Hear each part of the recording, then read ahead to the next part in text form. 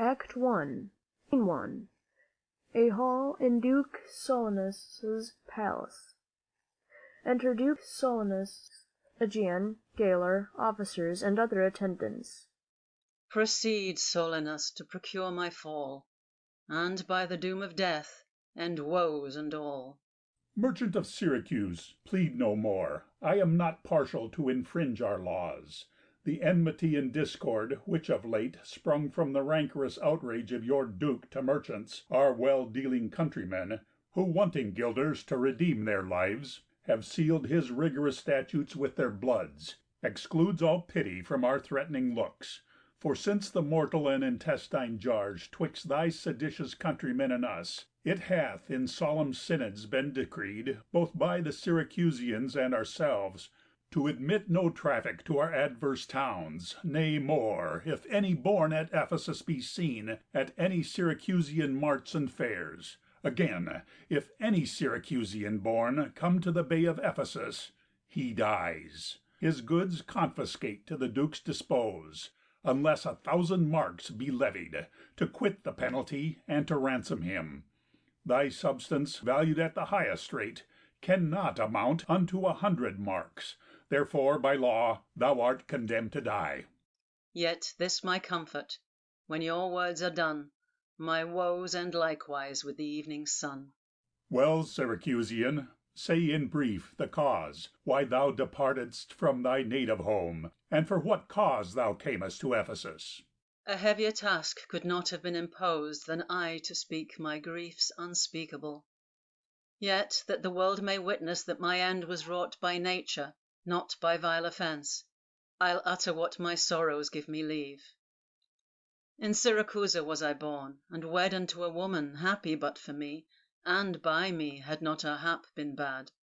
With her I lived in joy, our wealth increased by prosperous voyages I often made to Epidamnum, till my factor's death, and the great care of goods at random left, drew me from kind embracements of my spouse, from whom my absence was not 6 months old before herself, almost at fainting under the pleasing punishment that women bear, had made provision for her following me, and soon and safe arrived where I was.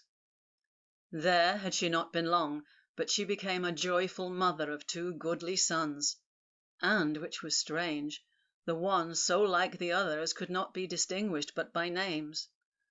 That very hour, and in the self-same inn, a meaner woman was delivered of such a burden, male twins both alike. Those, for their parents were exceeding poor, I bought and brought up to attend my sons. My wife, not meanly proud of 2 such boys, made daily motions for our home return. Unwilling, I agreed. Alas, too soon we came aboard. A league from Epidamnum had we sailed before the always wind-obeying deep gave any tragic instance of our harm. But longer did we not retain much hope, for what obscured light the heavens did grant did but convey unto our fearful minds a doubtful warrant of immediate death, which though myself would gladly have embraced, yet the incessant weepings of my wife, weeping before for what she saw must come, and piteous blainings of the pretty babes that mourned for fashion, ignorant what to fear, forced me to seek delays for them and me. And this it was, for other means was none. The sailors sought for safety by our boat, and left the ship, then sinking ripe, to us.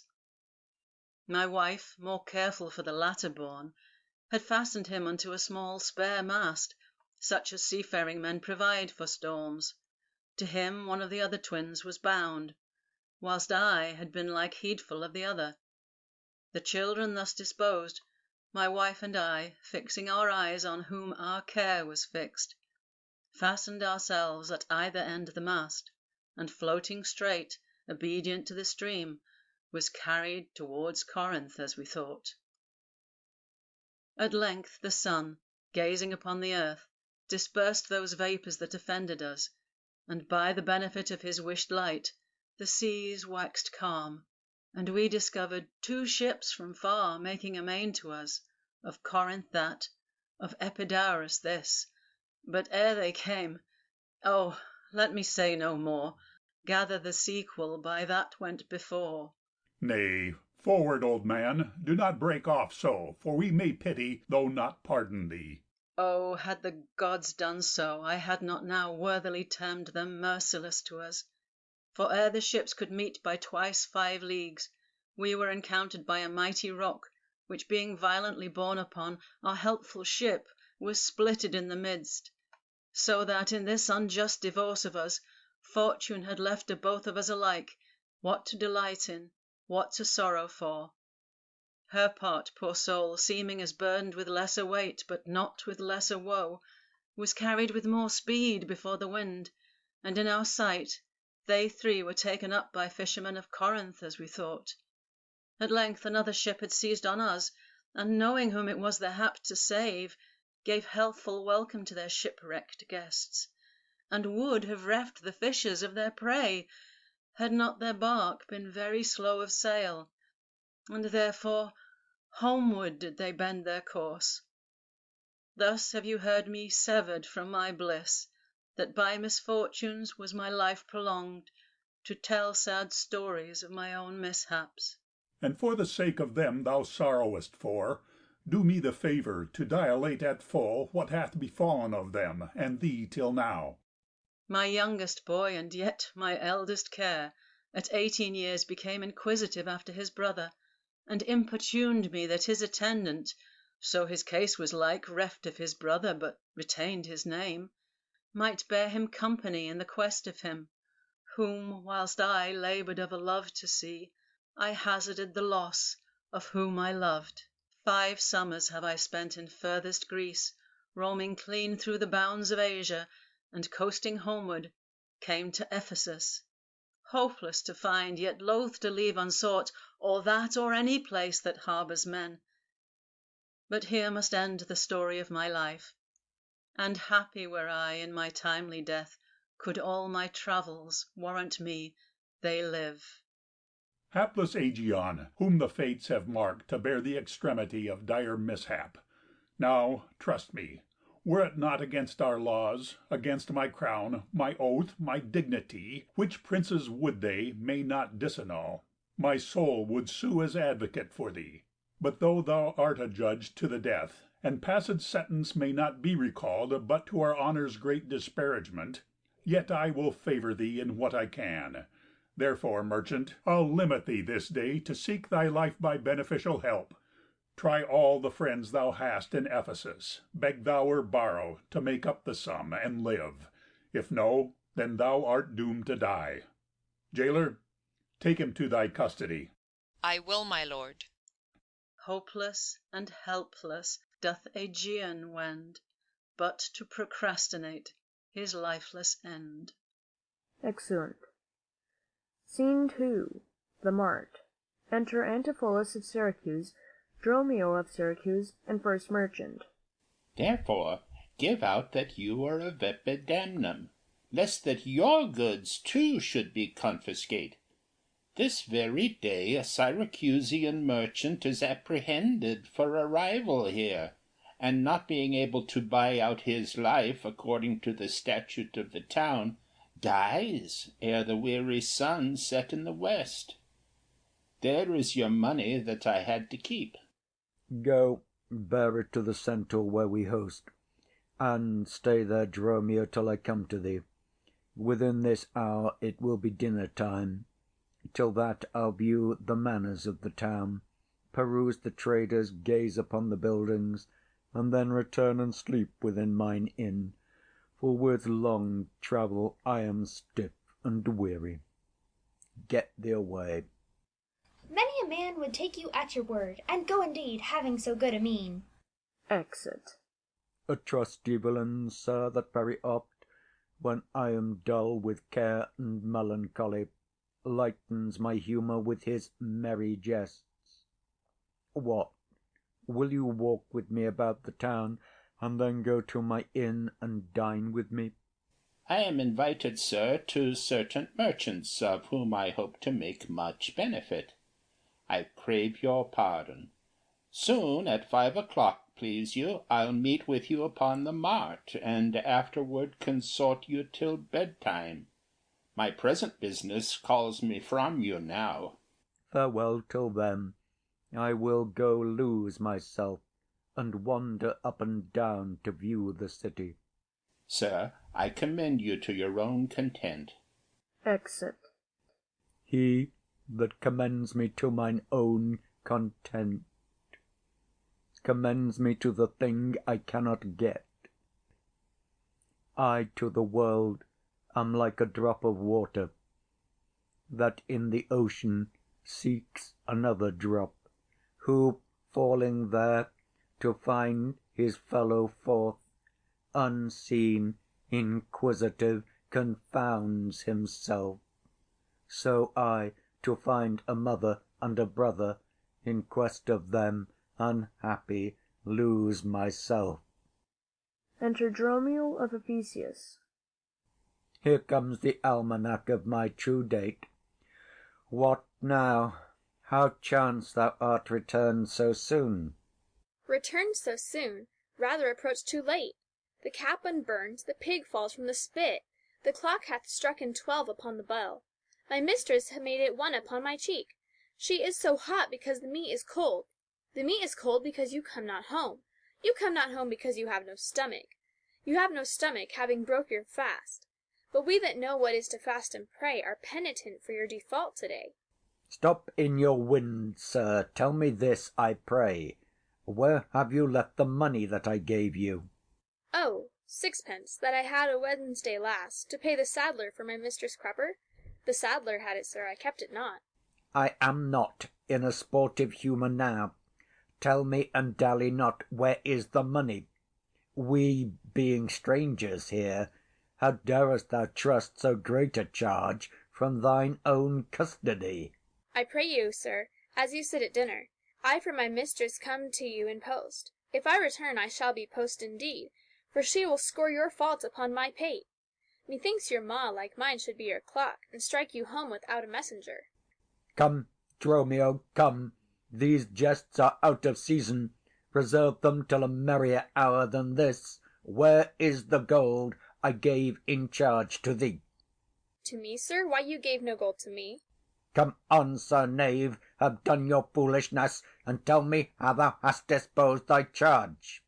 My charge was but to fetch you from the mart home to your house, the Phoenix, sir, to dinner. My mistress and her sister stays for you. In what safe place you have bestowed my money, or I shall break that merry sconce of yours that stands on tricks when I am undisposed. Where's the 1,000 marks thou hadst of me? I have some marks of yours upon my pate, some of my mistress' marks upon my shoulder, but not 1,000 marks between you both.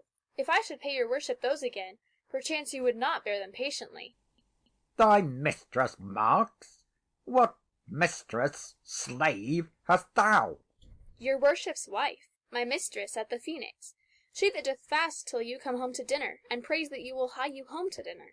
What? Wilt thou flap me thus until my face being forbid? There, take you that, sir knave. What mean you, sir? For God's sake, hold your hands.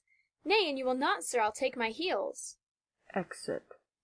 Upon my life, by some device or other, the villain is o'erwrought of all my money.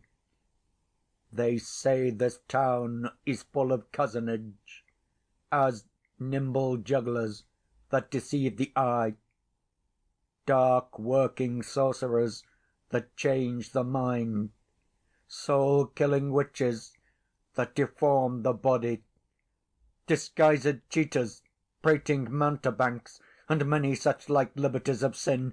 If it prove so, I will be gone the sooner. I'll to the centaur to go seek this slave. I greatly fear my money is not safe.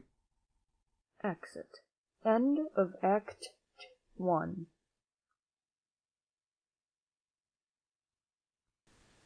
Act 2. Scene 1. The house of Antipholus of Ephesus. Enter Adriana and Luciana. Neither my husband nor the slave returned that in such haste I sent to seek his master. Sure, Luciana, it is 2 o'clock. Perhaps some merchant hath invited him, and from the mart he's somewhere gone to dinner. Good sister, let us dine and never fret. A man is master of his liberty. Time is their master, and when they see time, they'll go or come. If so, be patient, sister. Why should their liberty than ours be more? Because their business still lies out a door. Look, when I serve him so, he takes it ill. Oh, no, he is the bridle of your will. There's none but asses will be bridled so. Why, headstrong liberty is lashed with woe. There's nothing situate under heaven's eye, but hath his bound in earth and sea and sky. The beasts, the fishes, and the winged fowls are their male subjects and at their controls. Men, more divine, the masters of all these, lords of the wide world and wild watery seas, endued with intellectual sense and souls, of more preeminence than fish and fowls, are masters to their females and their lords. Then let your will attend on their accords. This servitude makes you keep unwed. Not this, but troubles of the marriage bed. But were you wedded, you would bear some sway. Ere I learn love, I'll practice to obey. How if your husband starts some other where? Till he come home again, I would forbear. Patience unmoved. No, marvel though she pause. They can be meek that hath no other cause. A wretched soul, bruised by adversity. We bid be quiet when we hear it cry. But were we burdened with like weight of pain, as much or more as we ourselves complain? So thou, that hath no unkind mate to grieve thee, with urging helpless patience would relieve me. But, if thou live to see the right bereft, this full-begged patience in thee will be left. Well, I will marry one day, but to try. Here comes your man, now is your husband nigh. Enter Dromio of Ephesius. Say, is your tardy master now at hand? Nay, he is at 2 hands with me, and that my 2 ears can witness. Say, didst thou speak with him? Know'st thou his mind? Ay, ay, he told his mind upon mine ear. Beshrew his hand, I scarce could understand it. Spake he so doubtfully thou couldst not feel his meaning? Nay, he struck so plainly, I could too well feel his blows, and withal so doubtfully that I could scarce understand them. But say, I prithee, is he coming home? It seems he hath great care to please his wife. Why, mistress, sure my master is horn mad. Horn mad? Thou villain! I mean not cuckold mad, but sure he is stark mad. When I desired him to come home to dinner, he asked me for 1,000 marks in gold. "'Tis dinner time," quoth I. "My gold," quoth he. "Your meat doth burn," quoth I. "My gold," quoth he. "Where is the 1,000 marks I gave thee, villain?" "The pig," quoth I, "is burned." "My gold," quoth he. "My mistress, sir," quoth I. "Hang up thy mistress. I know not thy mistress. Out upon thy mistress." Quoth who? Quoth my master. "I know," quoth he, "no house, no wife, no mistress. So that my errand, due unto my tongue, I thank him, I bear home upon my shoulders. For in conclusion he did beat me there." Go back again, thy slave, and fetch him home. Go back again and be new beaten home? For God's sake send some other messenger. Back, slave, or I will break thy pate across. And he will bless that cross with other beating. Between you I shall have a holy head. Hence, prating peasant, fetch thy master home. Am I so round with you as you with me, that like a football you do spurn me thus? You spurn me hence, and he will spurn me hither. If I last in this service, you must case me in leather. Exit. Fie, how impatience lowereth in your face. His company must do his minions grace, whilst I at home starve for a merry look. Hath homely age the allured beauty took from my poor cheek? Then he hath wasted it. Are my discourses dull? Barren my wit? If voluble and sharp discourse be marred, unkindness blunts it more than marble hard. Do their gay vestments his affections bait? That's not my fault. He's master of my state. What ruins are in me that can be found by him not ruined? Then he is the ground of my defeatures. My decaying fare, a sunny look he would soon repair. But too unruly dear he breaks the pale, and feeds from home. Poor I am, but is stale. Self-harming jealousy, fie, beat it hence. Unfeeling fools can with such wrongs dispense. I know his eye doth homage otherwhere, or else what lets it? He would be here. Sister, you know he promised me a chain. Would that alone he would detain. So he would keep the fairer quarter in his bed, I see the jewel best enamelled will lose his beauty, yet the gold bides still, and others touch, and often touching will wear gold, and no man that hath his name by falsehood and corruption doth it shame. Since that my beauty cannot please his eye, I'll weep what's left away, and weeping die. How many fond fools serve mad jealousy? Exeunt. Scene 2. A public place. Enter Antipholus of Syracuse. The gold I gave to Dromio is laid up safe at the Centaur, and the heedful slave is wandered forth in care to seek me out by computation and mine host's report. I could not speak with Dromio, since at first I sent him from the mart. See, here he comes. Enter Dromio of Syracuse. How now, sir, is your merry humour altered? As you love strokes, so jest with me again. You know no centaur, you receive no gold. Your mistress sent to have me home to dinner. My house was at the Phoenix. Wast thou mad, that thus so madly thou didst answer me? What answer, sir? When spake I such a word? Even now, even here, not half an hour since. I did not see you since you sent me hence, home to the Centaur with the gold you gave me. Villain, thou didst deny the gold's receipt, and toldst me of a mistress and a dinner, for which, I hope, thou feltest I was displeased. I am glad to see you in this merry vein. What means this jest? I pray you, master, tell me. Yea, dost thou jeer and flout me in the teeth? Think'st thou I jest? Hold, take thou that and that. Beating him.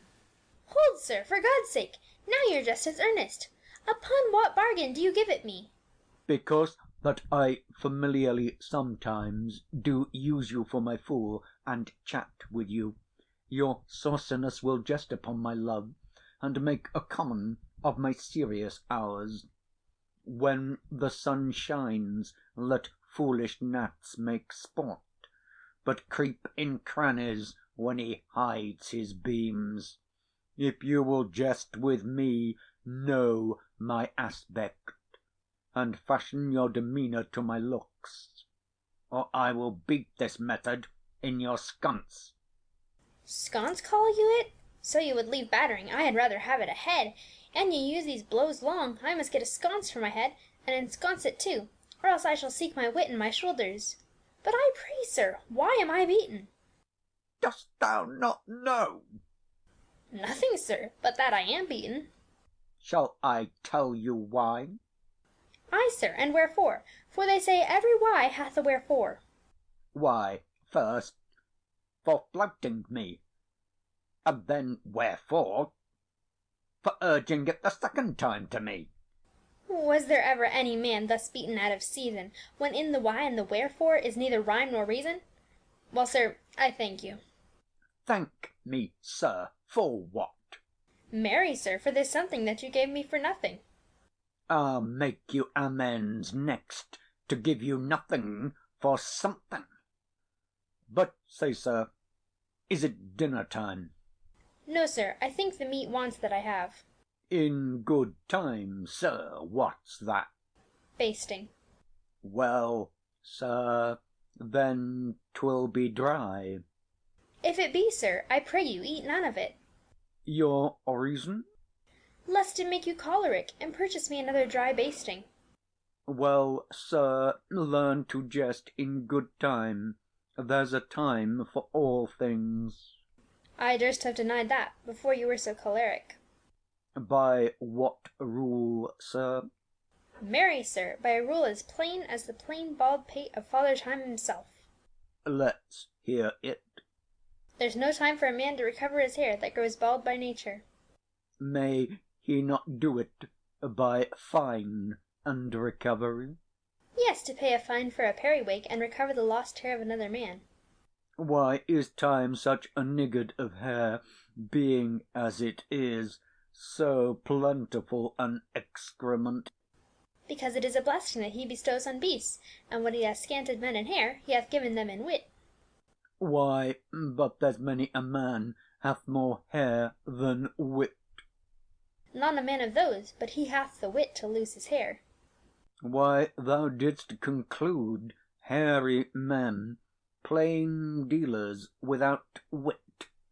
The plainer dealer the sooner lost, yet he loseth it in a kind of jollity. For what reason? For two, and sound ones too.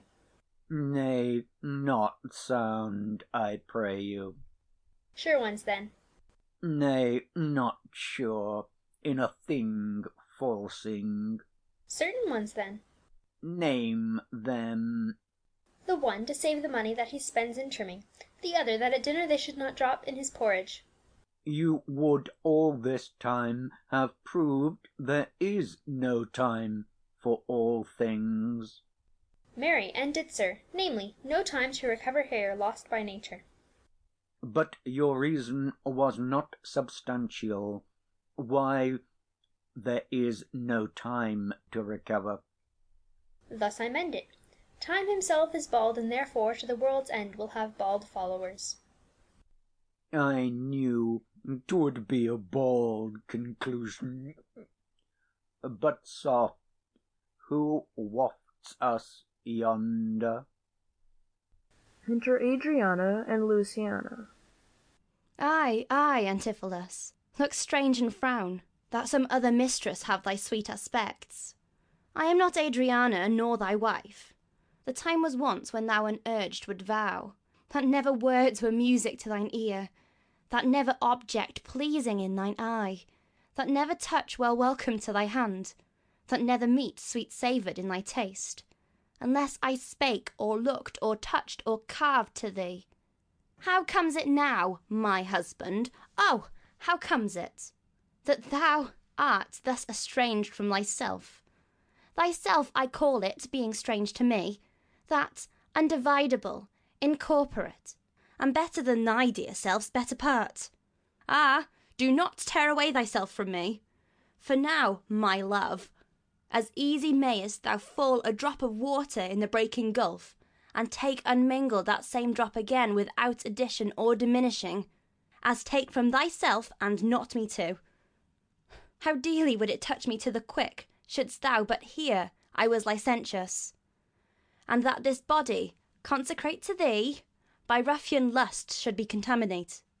Wouldst thou not spit at me, and spurn at me, and hurl the name of husband in my face, and tear the stained skin off my harlot brow, and from the false hand cut the wedding ring, and break it with deep divorcing vow? I know thou canst, and therefore see thou do it.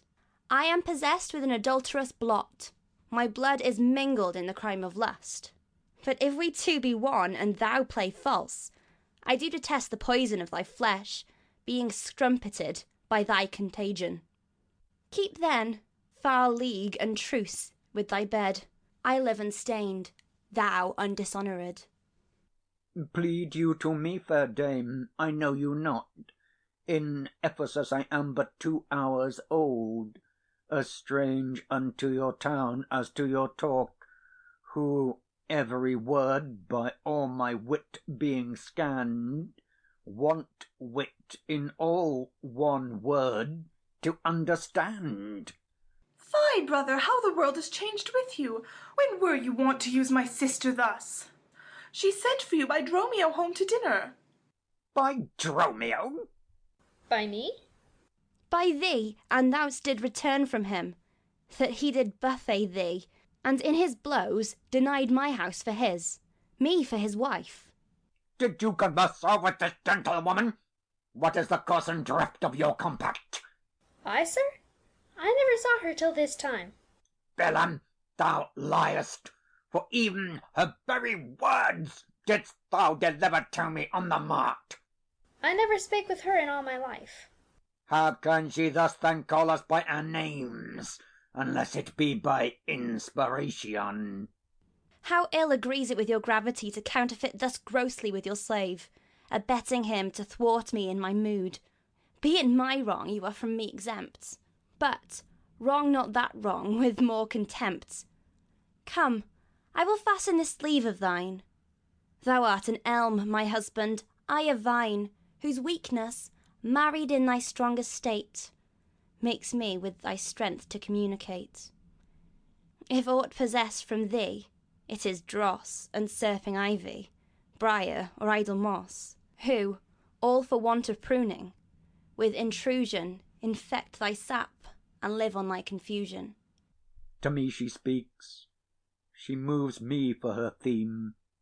What, was I married to her in my dream?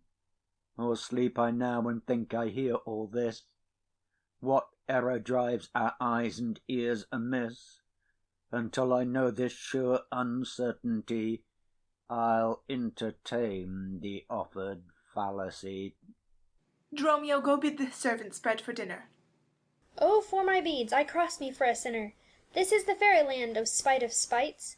We talk with goblins, owls, and sprites. If we obey them not, this will ensue. They'll suck our breath or pinch us black and blue. Why pratest thou to thyself and answerest not? Dromio, thou drone, thou snail, thou slug, thou sot! I am transformed, master, am I not? I think thou art in mind, and so am I. Nay, master, both in mind and in my shape. Thou hast thine own form. No, I am an ape. If thou art changed to aught, 'tis to an ass. 'Tis true, she rides me, and I long for grass. 'Tis so, I am an ass, else it could never be, but I should know her as well as she knows me. Come, come, no longer will I be a fool, to put the finger in the eye and weep, whilst the man and master laugh at my woes to scorn. Come, sir, to dinner. Dromio, keep the gate. Husband, I'll dine above with you to-day, and shrive you of 1,000 idle pranks. Sirrah, if any ask you for your master, say he dines forth, and let no creature enter. Come, sister. Dromio, play the porter well.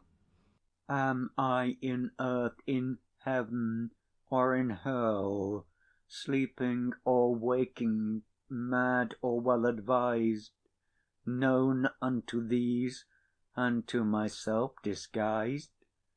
I'll say as they say, and persever so, and in this mist at all adventures go.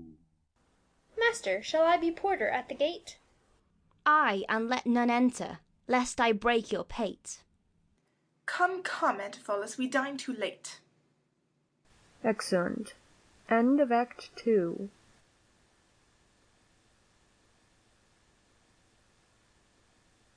Act 3, Scene 1. Before the house of Antipholus of Ephesus. Enter Antipholus of Ephesus, Dromio of Ephesus, Angelo, and Balthazar. Good Signor Angelo, you must excuse us all.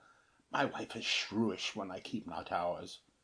Say that I lingered with you at your shop to see the making of her carcanet, and that tomorrow you will bring it home. But here's a villain that would face me down. He met me on the mart, and that I beat him, and charged him with 1,000 marks in gold, and that I did deny my wife and house. Thou drunkard thou, what didst thou mean by this?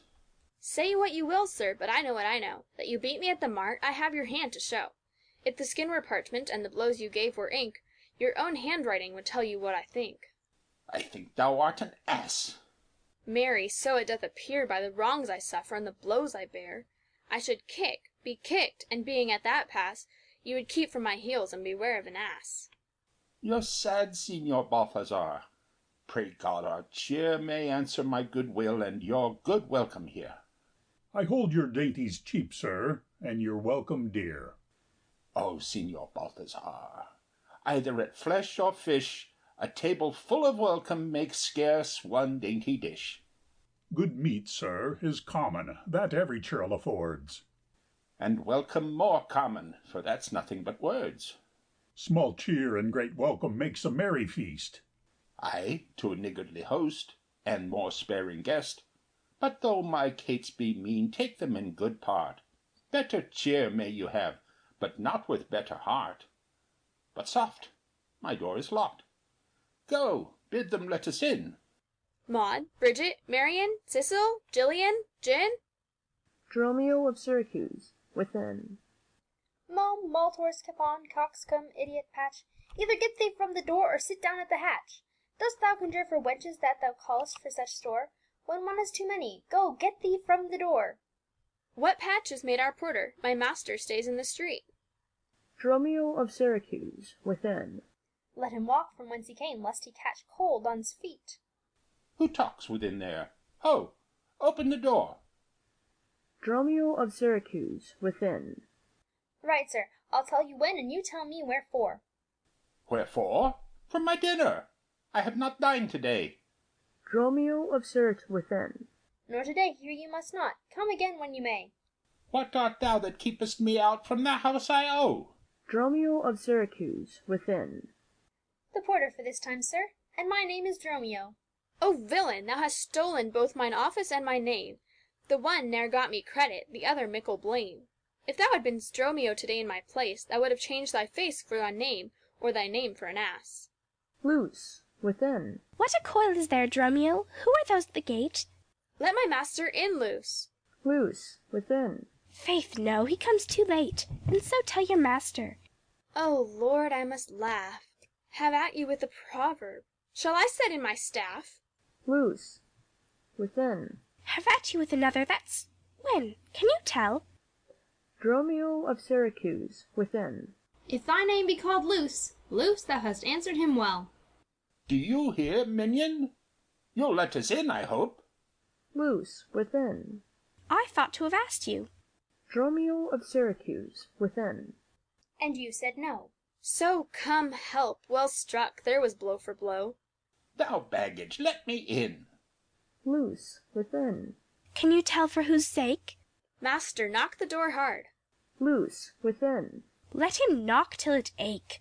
You'll cry for this, minion, if I beat the door down. Luce, within. What needs all that, and a pair of stocks in the town? Adriana, within. Who is that at the door that keeps all this noise? Dromio of Syracuse, within. By my troth, your town is troubled with unruly boys. Are you there, wife? You might have come before. Adriana, within. Your wife, Sir Knave. Go get you from the door. If you went in pain, master, this knave would go sore. Here is neither cheer, sir, nor welcome. We would fain have either. In debating which was best, we shall part with neither. They stand at the door, master, bid them welcome hither. There is something in the wind that we cannot get in. You would say so, master, if your garments were thin. Your cake there is warm within, you stand here in the cold. It would make a man mad as buck to be so bought and sold. Go fetch me something. I'll break up the gate. Dromio of Syracuse, within. Break any breaking here, and I'll break your knave's pate. A man may break a word with you, sir, and words are but wind. Ay, and break it in your face, so he break it not behind. Dromio of Syracuse, within. It seemed thou wants breaking out upon thee, hind. Here's too much out upon thee. I pray thee let me in. Dromio of Syracuse, within. Ay, when fowls have no feathers and fish have no fin. Well, I'll break in. Go, borrow me a crow. A crow without feather? Master, mean you so? For a fish without a fin, there's a fowl without a feather. If a crow help us in, sirrah, we'll pluck a crow together. Go get thee gone. Fetch me an iron crow. Have patience, sir. Oh, let it not be so. Herein you war against your reputation, and draw within the compass of suspect the unviolated honour of your wife. Once this, your long experience of her wisdom, her sober virtue, years, and modesty, plead on her part some cause to you unknown, and doubt not, sir, but she will well excuse why at this time the doors are made against you. Be ruled by me. Depart in patience, and let us to the Tiger all to dinner, and about evening come yourself alone, to know the reason of this strange restraint. If by strong hand you offer to break in now in the stirring passage of the day, a vulgar comment will be made of it, and that supposed by the common route against your yet ungalled estimation, that may with foul intrusion enter in, and dwell upon your grave when you are dead. For slander lives upon succession, forever housed where it gets possession. You have prevailed. I will depart in quiet, and in despite of mirth mean to be merry. I know a wench of excellent discourse, pretty and witty, wild, and yet, too, gentle. There will we dine. This woman that I mean, my wife, but I protest without desert, hath oftentimes upbraided me withal. To her will we to dinner. To Angelo. Get you home and fetch the chain. By this I know 'tis made. Bring it, I pray you, to the Porpentine, for there's the house. That chain will I bestow, be it for nothing but to spite my wife, upon my hostess there. Good sir, make haste. Since mine own doors refuse to entertain me, I'll knock elsewhere, to see if they'll disdain me. I'll meet you at that place some hour hence. Do so. This jest shall cost me some expense. Exeunt. Scene 2. The same. Enter Luciana and Antipholus of Syracuse. And may it be that you have quite forgot a husband's office? Shall, Antipholus, even in the spring of love thy love springs rot? Shall love in building grow so ruinous? If you did wed my sister for her wealth, then for her wealth's sake use her with more kindness. Or if you like elsewhere, do it by stealth. Muffle your false love with some show of blindness. Let not my sister read it in your eye. Be not thy tongue thy own shame's orator. Look sweet, be fair, become disloyalty, apparel vice like virtue's harbinger. Bear a fair presence, though your heart be tainted. Teach sin the carriage of a holy saint. Be secret false, what need she be acquainted? What simple thief brags of his own attaint? 'Tis double wrong to truant with your bed, and let her read it in thy looks at board.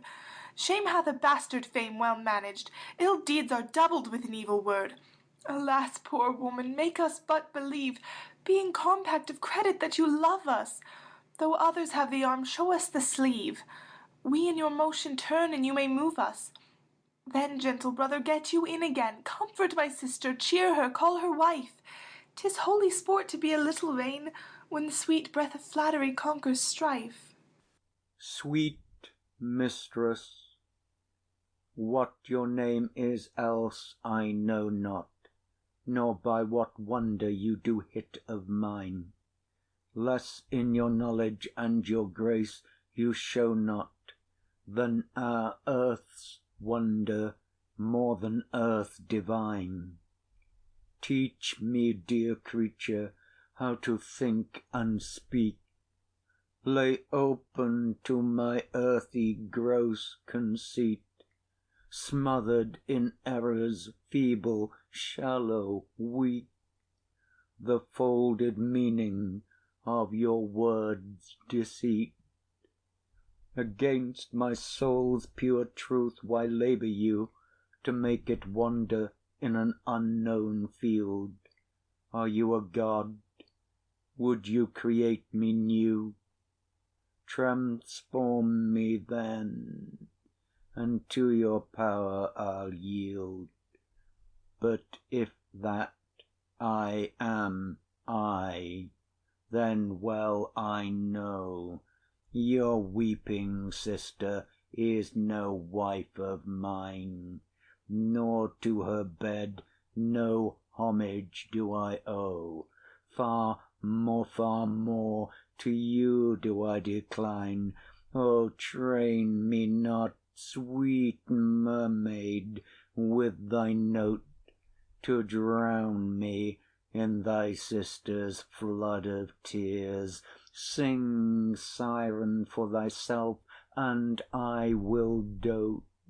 Spread o'er the silver waves thy golden hairs, and as a bed I'll take them, and there lie, and in that glorious supposition think he gains by death that hath such means to die.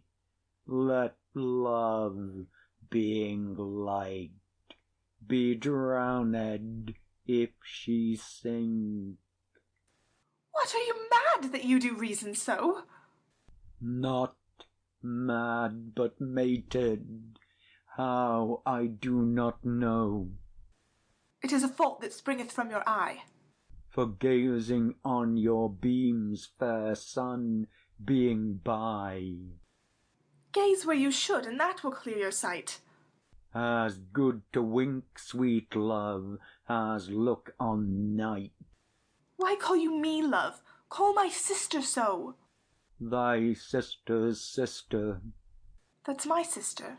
No, it is thyself, mine own self's better part, mine eye's clear eye, my dear heart's dearer heart, my food, my fortune, and my sweet hope's aim, my soul earth's heaven, and my heaven's claim. All this my sister is, or else should be. Call thyself sister sweet, for I am thee. Thee will I love, and with thee lead my life. Thou hast no husband yet, nor I no wife. Give me thy hand. Oh, soft air, hold you still. I'll fetch my sister to get her good will. Exit. Enter Dromio of Syracuse. Why, how now, Dromio? Where runn'st thou so fast? Do you know me, sir? Am I Dromio? Am I your man? Am I myself? Thou art Dromio, thou art my man, thou art thyself. I am an ass, I am a woman's man, and besides myself. What woman's man, and how besides thyself, besides thyself? Marry, sir, besides myself, I am due to a woman. One that claims me, one that haunts me, one that will have me. What claim lays she to thee? Marry, sir, such claim as you would lay to your horse, and she would have me as a beast. Not that I, being a beast, she would have me, but that she, being a very beastly creature, lays claim to me. What is she? A very reverend body, ay, such a one as a man may not speak of without he say, Sir Reverence. I have but lean luck in the match, and yet she is a wondrous fat marriage. How dost thou mean, a fat marriage? Marry, sir, she's the kitchen wench in all Greece, and I know not what use to put her to, but to make a lamp of her and run from her by her own light. I warrant her rags and the towel in them will burn a Poland winter. If she lives till doomsday, she'll burn a week longer than the whole world. What complexion is she of? Swart like my shoe, but her face nothing half so clean kept. For why, she sweats, a man may go over shoes in the grime of it. That's a fault that water will mend. No, sir, 'tis in green. Noah's flood could not do it. What's her name? Now, sir, but her name in 3/4, that's an ell in 3/4, will not measure her from hip to hip. Then she bears some breadth. No longer from head to foot than from hip to hip. She is spherical like a globe. I could find out countries in her. In what part of her body stands Ireland? Marry, in her buttocks. I found it out by the bogs. Where Scotland? I found it by the barrenness, hard in the palm of the hand.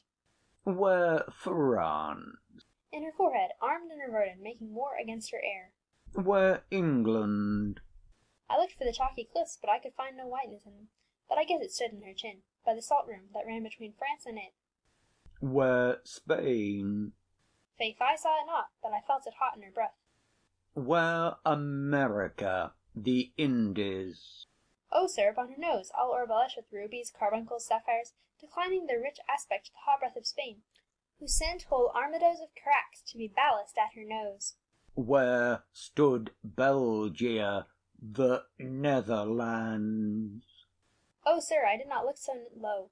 To conclude, this drudge or diviner laid claim to me, called me Dromio, swore I was assured to her, told me what private marks I had about me, as the mark of my shoulder, the mole in my neck, the great wart on my left arm, that I amazed ran from her as a witch, and I think, if my breast had not been made of faith and my heart of steel, she had transformed me to a curtal dog, and made me turn in the wheel.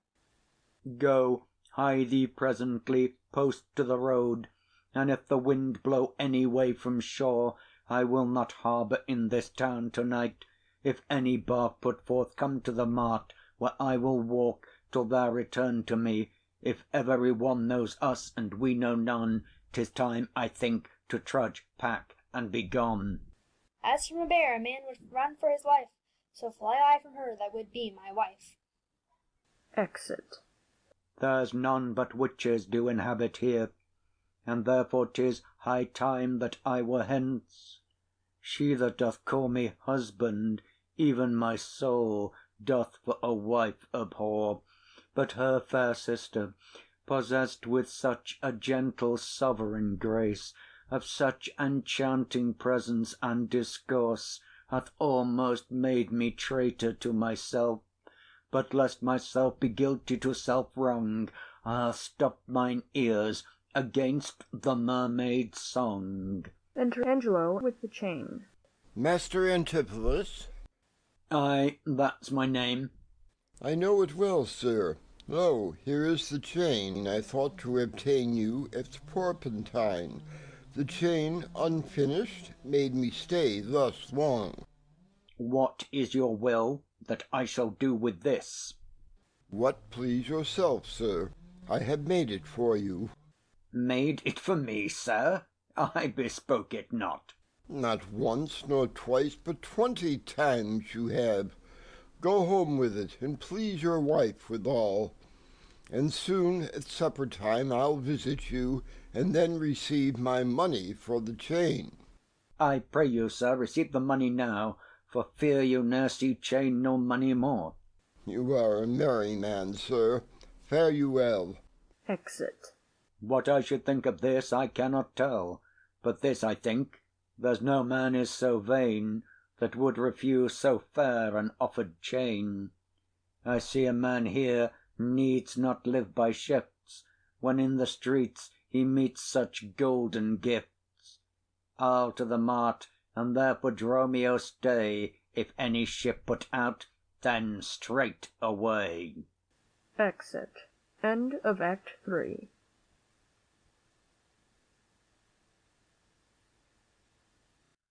Act 4, Scene 1. A public place.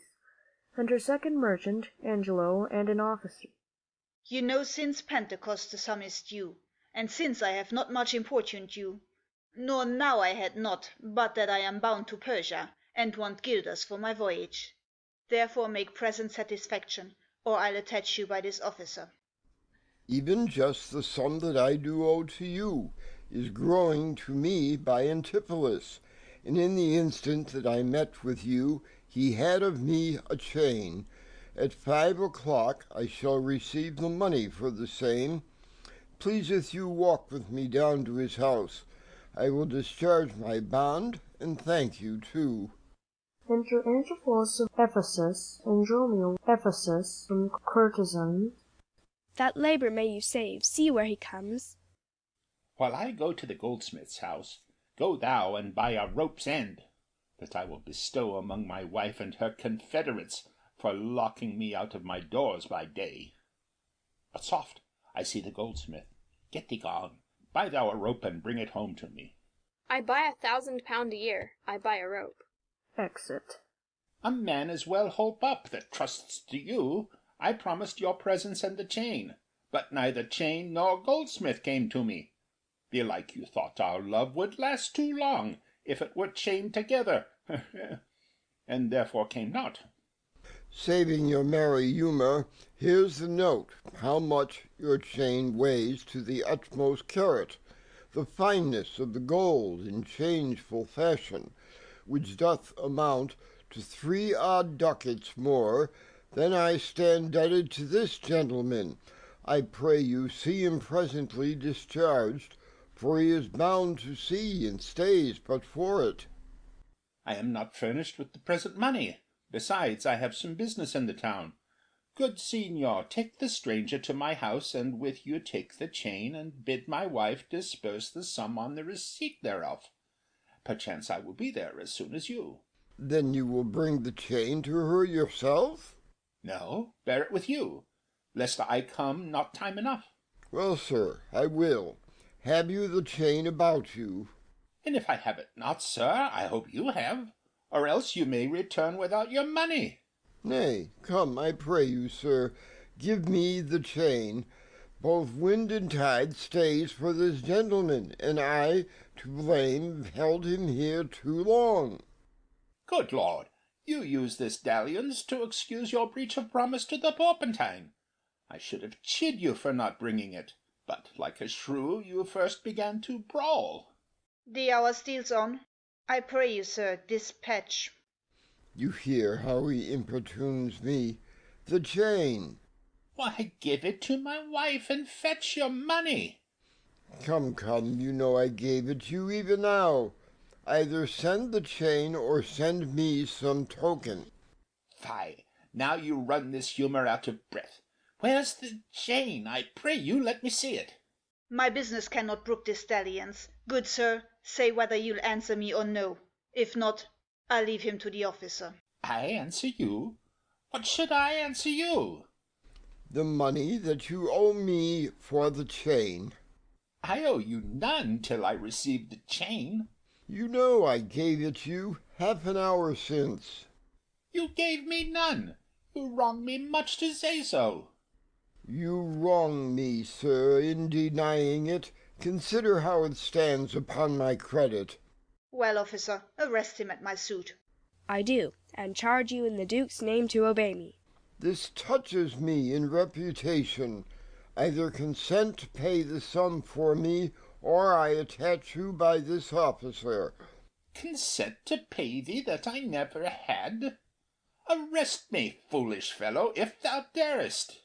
Here is thy fee. Arrest him, officer. I would not spare my brother in this case, if he should scorn me so apparently. I do arrest you, sir. You hear the suit. I do obey thee till I give thee bail. But, sirrah, you shall buy this sport as dear as all the metal in your shop will answer. Sir, I will have law in Ephesus. To your notorious shame, I doubt it not. Enter Dromio of Syracuse from the bay.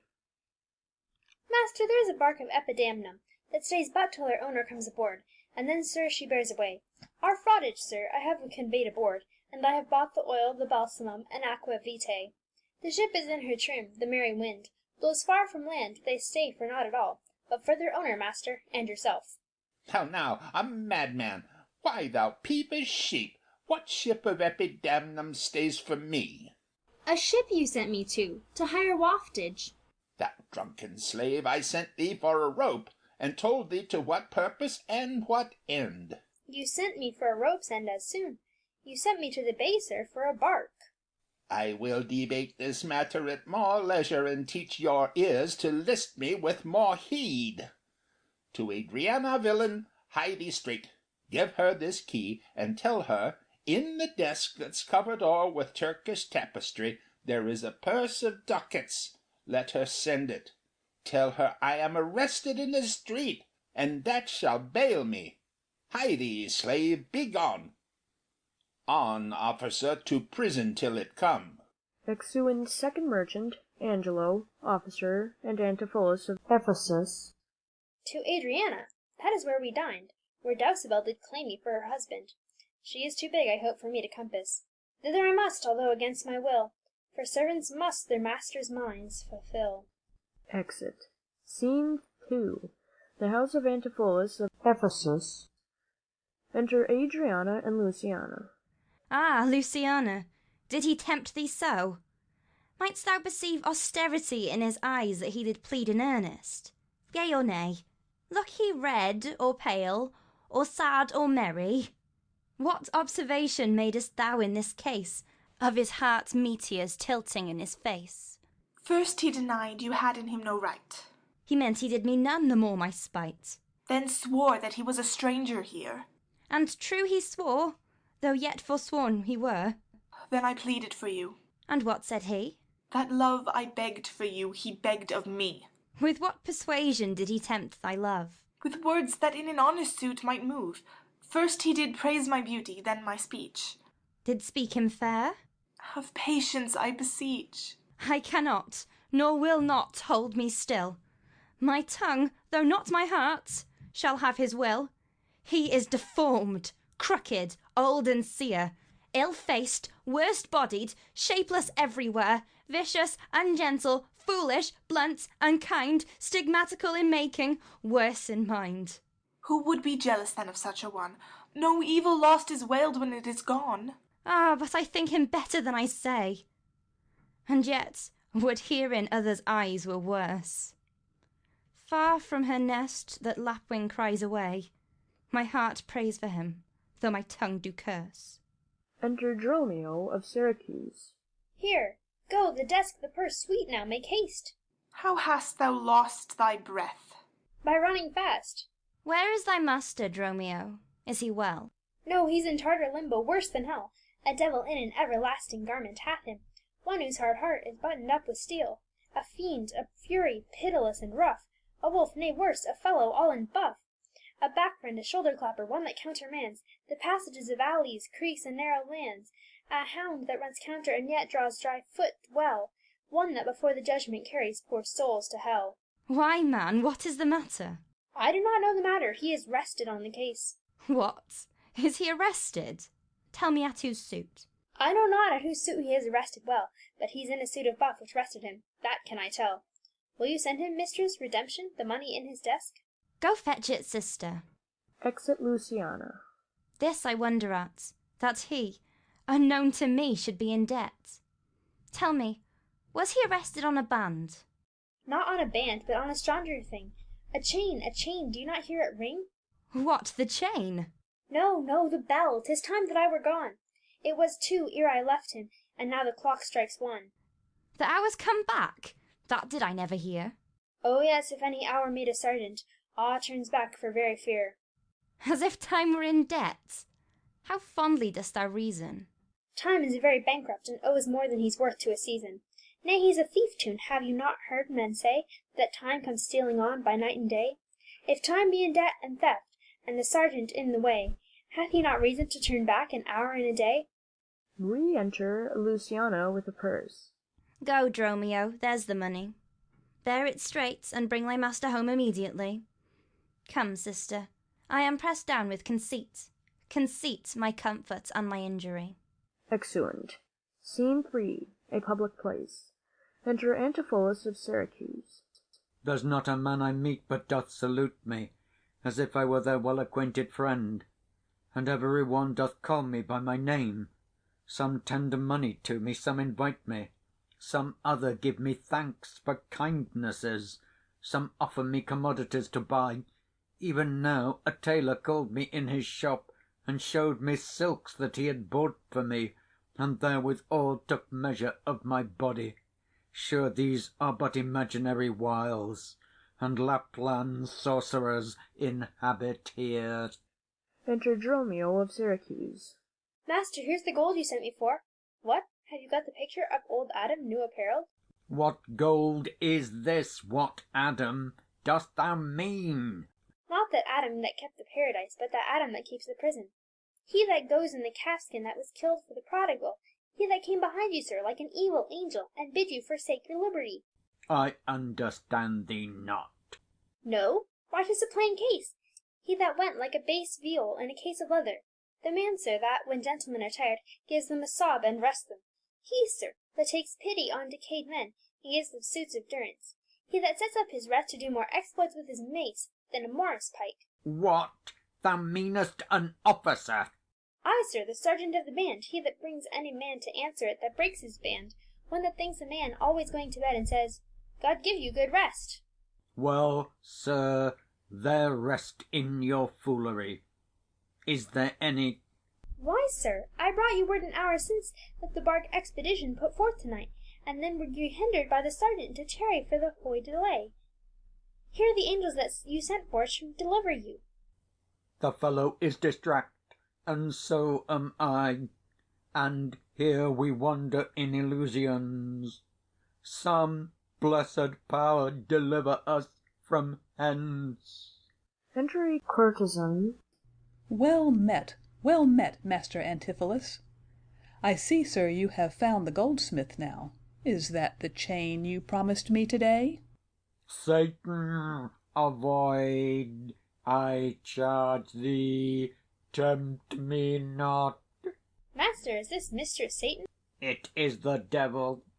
Nay, she is worse, she's the devil's dam, and here she comes in the habit of a light wench, and there comes the wenches that say, God damn me, that's as much as to say, God make me a light wench.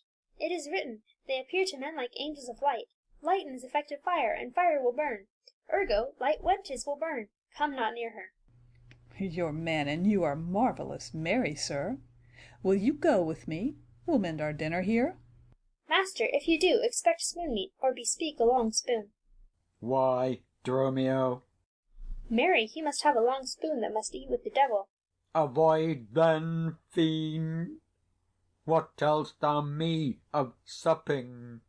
Thou art, as you are all, a sorceress.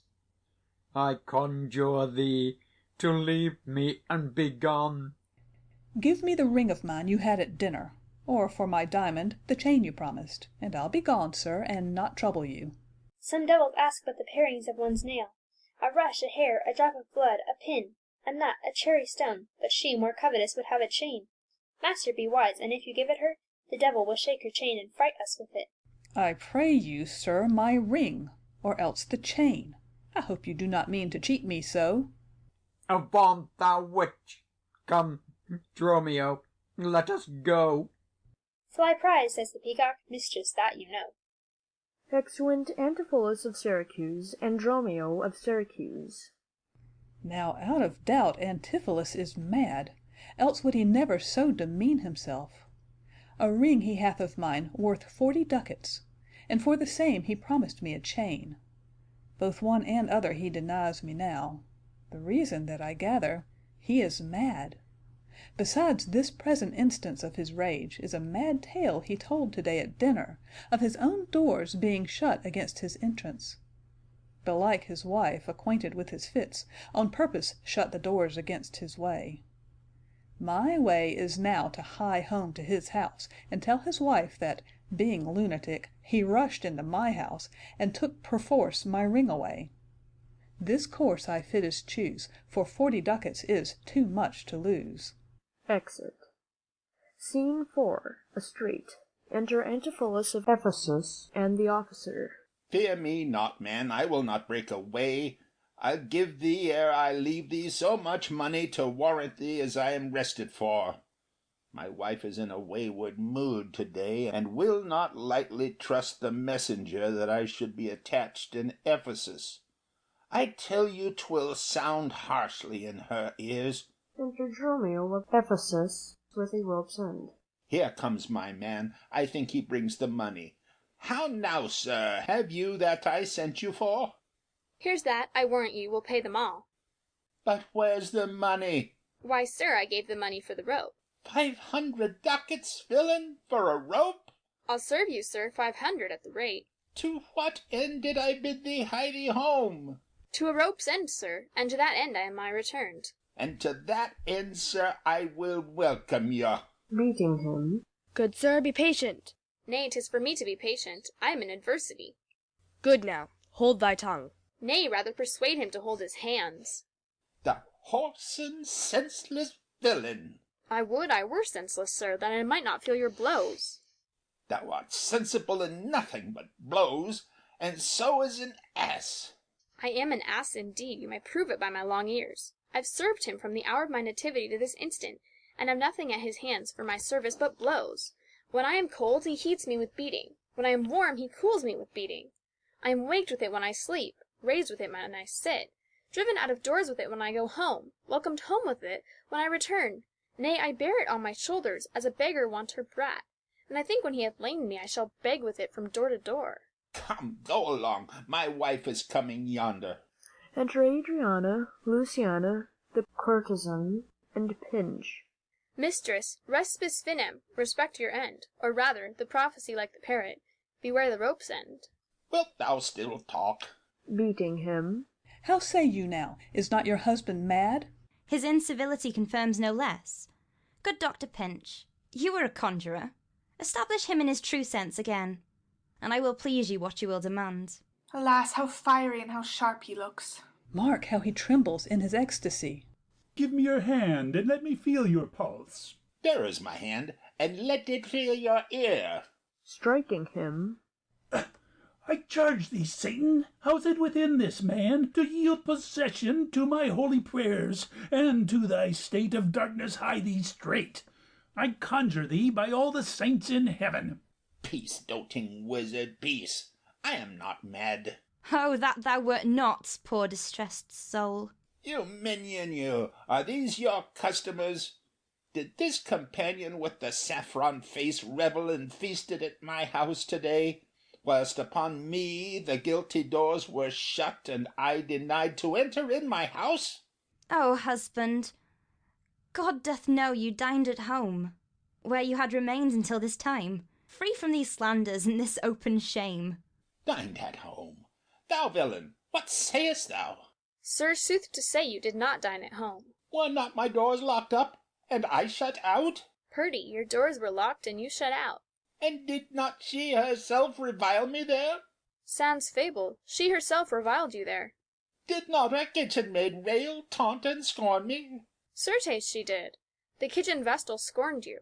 And did not I in rage depart from thence? In verity you did.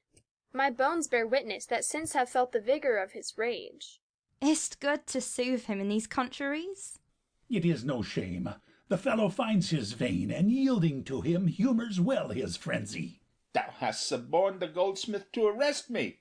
Alas, I sent you money to redeem you, by Dromio here, who came in haste for it.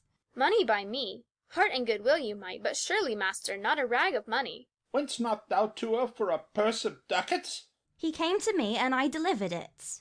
And I am witness with her that she did. God and the rope-maker bear me witness that I was sent for nothing but a rope. Mistress, both man and master is possessed. I know it by their pale and deadly looks. They must be bound and laid in some dark room. Say, wherefore didst thou lock me forth today? And why dost thou deny me the bag of gold? I did not, gentle husband, lock thee forth. And, gentle master, I received no gold, but I confess, sir, that we were locked out. Dissembling villain, thou speakest false in both. Dissembling harlot, thou art false in all, and art confederate with a damned pack to make a loathsome abject scorn of me. But with these nails I'll pluck out these false eyes that would behold in me this shameful sport. Enter 3 or 4, and offer to bind him. He strives. Oh, bind him, bind him! Let him not come near me. More company! The fiend is strong within him. Ay me, poor man, how pale and wan he looks. What? Will you murder me? Thou, jailer, thou, I am thy prisoner. Wilt thou suffer them to make a rescue? Masters, let him go. He is my prisoner, and you shall not have him. Go bind this man, for he is frantic too. Offer to bind Dromio of Ephesus. What wilt thou do, peevish officer?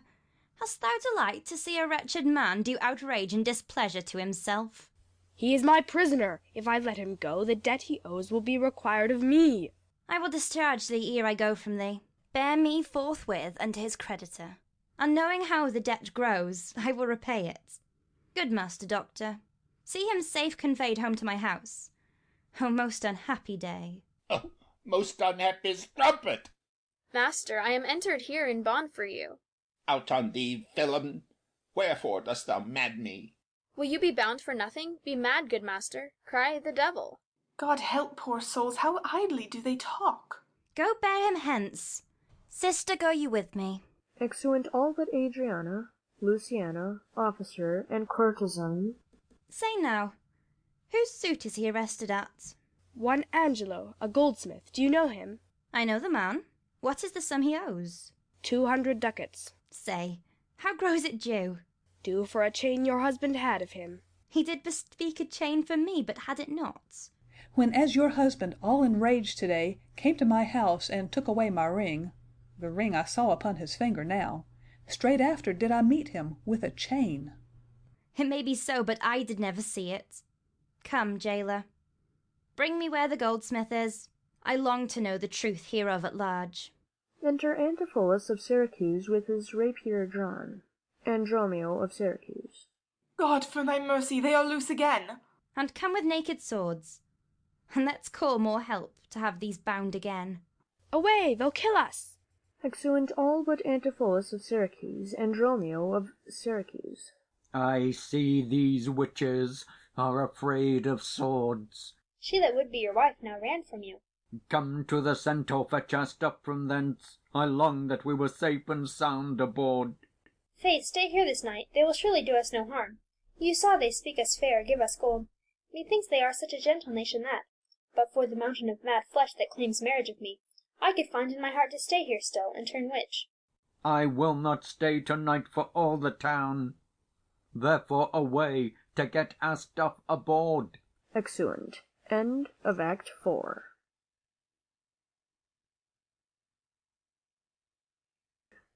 Act 5. Scene 1. A street before a priory. Enter second merchant and Angelo. I am sorry, sir, that I have hindered you, but I protest he had the chain of me, though most dishonestly he doth deny it. How is the man esteemed here in the city? A very reverend reputation, sir, of credit infinite, highly beloved, second to none that lives here in the city. His word might bear my wealth at any time. Speak softly. Yonder, as I think, he walks. Enter Antipholus of Syracuse and Dromio of Syracuse. 'Tis so, and that self-chain about his neck which he forswore most monstrously to have. Good sir, draw near to me, I'll speak to him. Signor Antipholus, I wonder much that you would put me to the shame and trouble, and not without some scandal to yourself, with circumstances and oaths, so to deny this chain which now you wear so openly. Besides the charge, the shame, imprisonment, you have done wrong to this, my honest friend, who, but for staying on our controversy, had hoisted sail and put to sea to-day. The chain you had of me, can you deny it? I think I had. I never did deny it. Yes, that you did, sir, and forswore it too. Who heard me to deny it or forswear it? These ears of mine, thou know'st, did hear thee. Fie on thee, wretch! 'Tis pity that thou livest to walk where any honest man resort. Thou art a villain to impeach me thus. I'll prove mine honour and mine honesty against thee presently, if thou darest stand. I dare, and do defy thee for a villain. They draw. Enter Adriana, Luciana, courtesan, and others. Hold! Hurt him not, for God's sake! He is mad. Some get within him. Take his sword away. Bind Dromio too, and bear them to my house. Run, master, run! For God's sake, take a house. This is some priory. In, or we are spoiled. Exeunt Antipholus of Syracuse and Dromio of Syracuse to the priory. Enter the lady abbess Amelia. Be quiet, people. Wherefore throng you hither? To fetch my poor distracted husband hence, that we may bind him fast and bear him home for his recovery. I knew he was not in his perfect wits. I am sorry now that I did draw on him. How long hath this possession held the man? This week he hath been heavy, sour, sad, and so much different from the man he was. But till this afternoon his passion ne'er brake into extremity of rage. Hath he not lost much wealth by wreck of sea? Buried some dear friend? Hath not else his eye strayed his affection in unlawful love? A sin prevailing much in youthful men, who give their eyes the liberty of gazing. Which of these sorrows is he subject to? To none of these, except it be the last, namely, some love that drew him oft from home. You should for that have reprehended him. Why, so I did. Ay, but not rough enough. As roughly as my modesty would let me. Haply in private. And in assemblies too. Ay, but not enough. It was the copy of our conference. In bed he slept, not for my urging it. At board he fed, not for my urging it. Alone, it was subject to my theme. In company I often glanced it. Still, Did I tell him it was vile and bad? And thereof came it that the man was mad. The venom clamours of a jealous woman poisons more deadly than a mad dog's tooth. It seems his sleeps were hindered by thy railing, and therefore comes it that his head is light. Thou sayest his meat was sauced with thy upbraidings.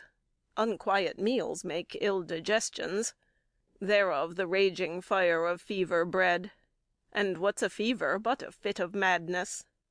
Thou sayest his sports were hindered by thy brawls. Sweet recreation barred. What doth ensue but moody and dull melancholy, kinsman to grim and comfortless despair, and at her heels a huge infectious troop of pale distemperatures and foes to life. In food, in sport, and life-preserving rest, to be disturbed, would mad or man or beast. The consequence is then thy jealous fits have scared thy husband from the use of wits. She never reprehended him but mildly, when he demeaned himself rough, rude, and wildly. Why bear you these rebukes and answer not? She did betray me to my own reproof. Good people enter and lay hold on him. No, not a creature enters in my house. Then let your servants bring my husband forth. Neither. He took this place for sanctuary, and it shall privilege him from your hands till I have brought him to his wits again, or lose my labour in assaying it. I will attend my husband, be his nurse, diet his sickness, for it is my office.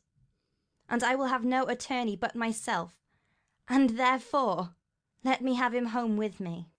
Be patient, for I will not let him stir till I have used the approved means I have, with wholesome syrups, drugs, and holy prayers, to make of him a formal man again. It is a branch and parcel of mine oath, a charitable duty of my order.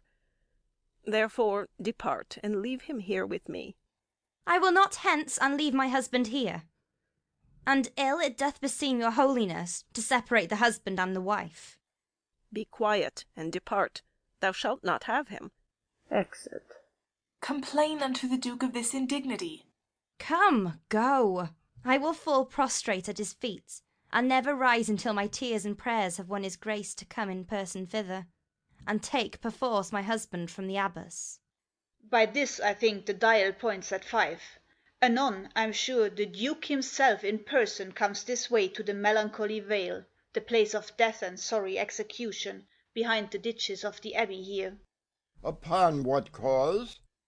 To see a reverend Syracusian merchant, who put unluckily into this bay against the laws and statutes of this town, beheaded publicly for his offence. See where they come. We will behold his death. Kneel to the Duke before he pass the abbey. Enter Duke Solanus, attend, Aegeon bareheaded, with the headsman and other officers. Yet once again proclaim it publicly.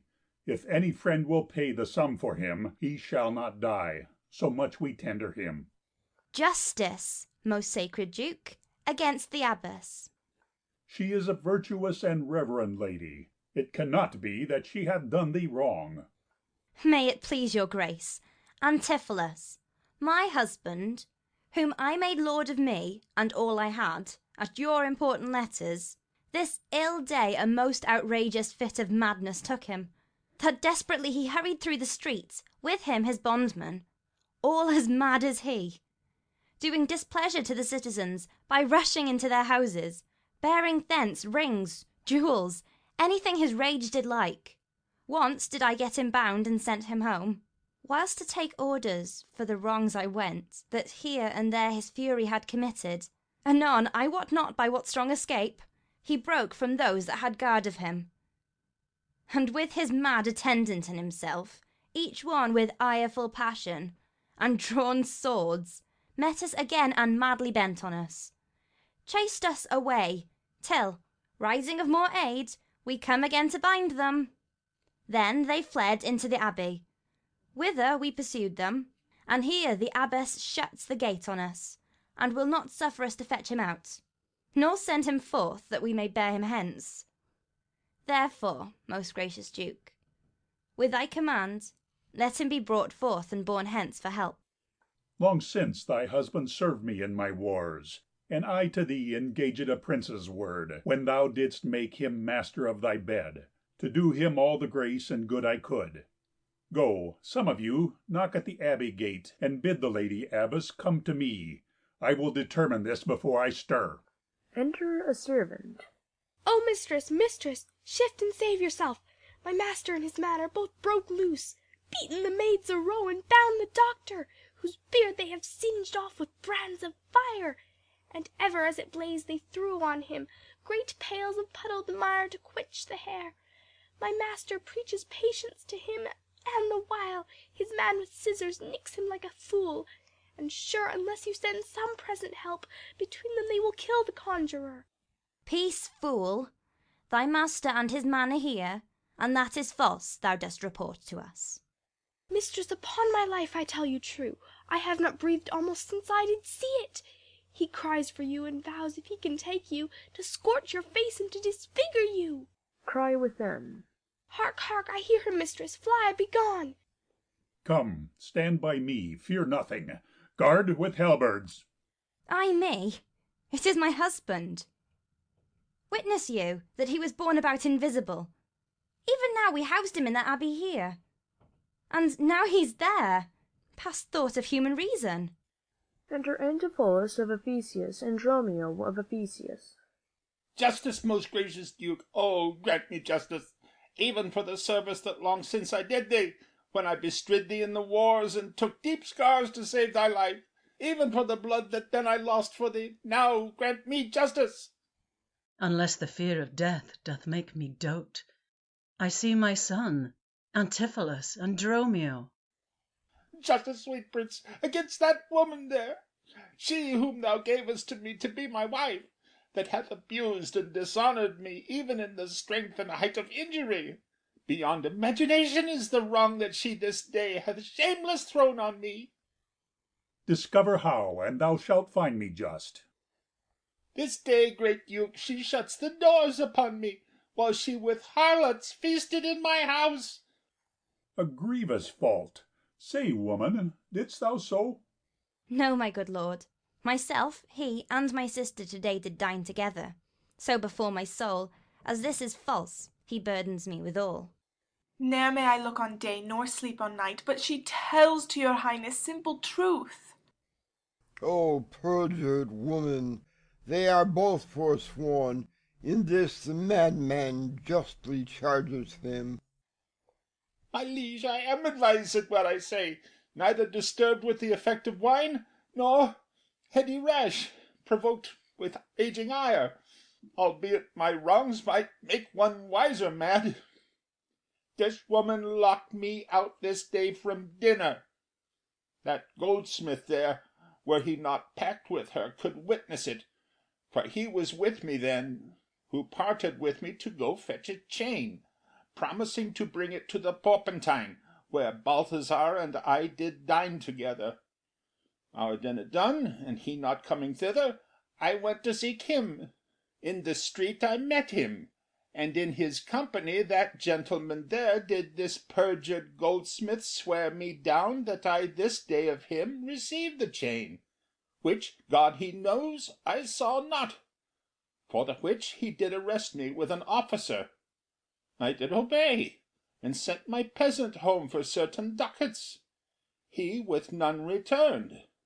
Then fairly I bespoke the officer to go in person with me to my house. By the way we met my wife, her sister, and a rabble more of vile confederates. Along with them they brought one Pinch, a hungry, lean-faced villain, a mere anatomy, a mountebank, a threadbare juggler, and a fortune-teller, a needy, hollow-eyed, sharp-looking wretch, a dead-looking man. This pernicious slave, forsooth, took on him as a conjurer, and gazing in mine eyes, feeling my pulse, and with no face, as 'twere, outfacing me, cries out I was possessed. Then all together they fell upon me, bound me, bore me thence, and in a dark and dankish vault at home there left me and my man, both bound together, till Gnawing with my teeth my bonds in sunder, I gained my freedom, and immediately ran hither to your grace, whom I beseech to give me ample satisfaction for these deep shames and great indignities. My lord, in truth, thus far I witness with him that he dined not at home, but was locked out. But had he such a chain of thee or no? He had, my lord, and when he ran in here, these people saw the chain about his neck. Besides, I will be sworn these ears of mine heard you confess you had the chain of him, after you first forswore it on the mart, and thereupon I drew my sword on you, and then you fled into this abbey here, from whence I think you are come by miracle. I never came within these abbey walls, nor ever didst thou draw thy sword on me. I never saw the chain, so help me heaven. And this is false you burden me withal. Why, what an intricate impeach is this! I think you have all drunk of Circe's cup. If here you housed him, here he would have been.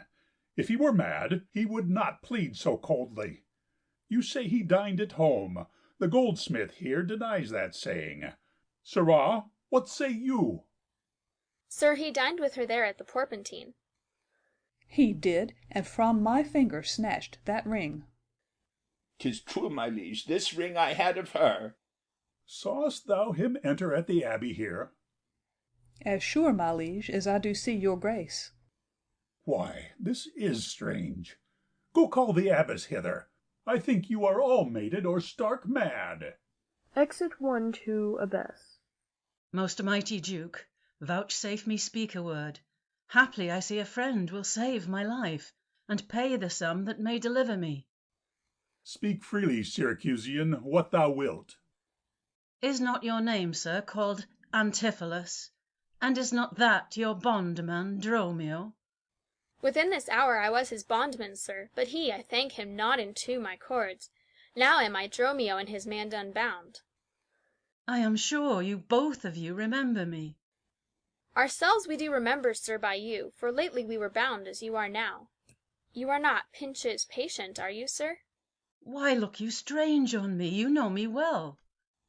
I never saw you in my life till now. Oh, grief hath changed me since you saw me last, and careful hours, with time's deformed hand, have written strange defeatures in my face. But tell me yet, dost thou not know my voice? Neither. Dromio, nor thou? No, trust me, sir, nor I. I am sure thou dost.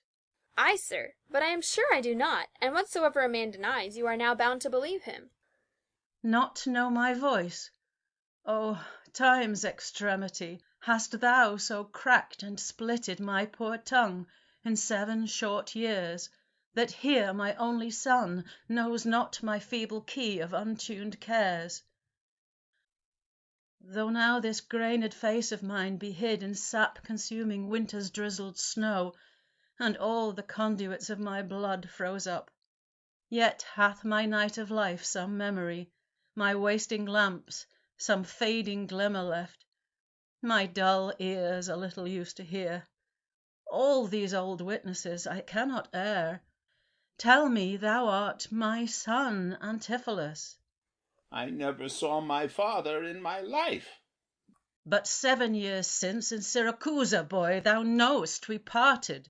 But perhaps, my son, thou shamest to acknowledge me in misery.